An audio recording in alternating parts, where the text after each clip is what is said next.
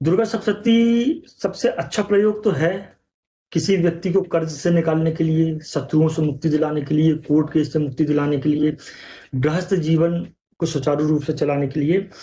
लेकिन अगर कोई व्यक्ति दुर्गा सप्तशती नहीं पढ़ पाता है, उसके पास समय नहीं है या उसको भाषा की समस्या है, संस्कृत नहीं आती है, मान लीजिए किसी किसी की हिंदी अच्छी नहीं होती है, समस्या होती है, तो नवार्ण मंत्र का जाप करे।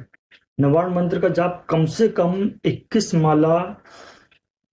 या तो ब्रह्म मुहूर्त का जो अभिजीत पड़ता है उस समय पर, या तो मध्य रात्रि में जो अभिजीत पड़ता है, यानी कि 11:30 से लेकर 12:30 के बीच में, इस समय पर, या गोधूली बेला के टाइम पर, या दोपहर को जो अभिजीत पड़ता है उस समय पर 21 माला ओम ऐन ह्रीम क्लीम चामुंडाय विच्चे, ओम ऐन ह्रीम क्लीम चामुंडाय विच्चे, इस मंत्र का 21 माला 41 दिन बैठ करके जाप कर ले। ये समझ लीजिए उसके जीवन से सारे कष्ट खत्म हो जाएंगे, सारी व्याधियां समाप्त हो जाएंगी, कर्ज तो कहाँ जाएगा पता ही नहीं चलेगा, कैसे खत्म होगा आपको समझ में नहीं आएगा कर्ज। और अगर किसी देवी के मंदिर में, किसी घाट पर, किसी शिवालय पर,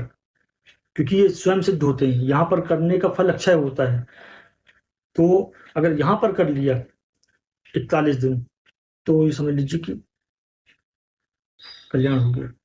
21 दिन तो विशेष है, लेकिन अगर 41 दिन कर लिया तो फिर तो वो समझ लीजिए कि उसको कुंडली दिखाने की जरूरत ही नहीं पड़ेगी, वो अमर हो जाएगा। अमर हो जाएगा यानी कि मृत्यु में अमर नहीं होगा,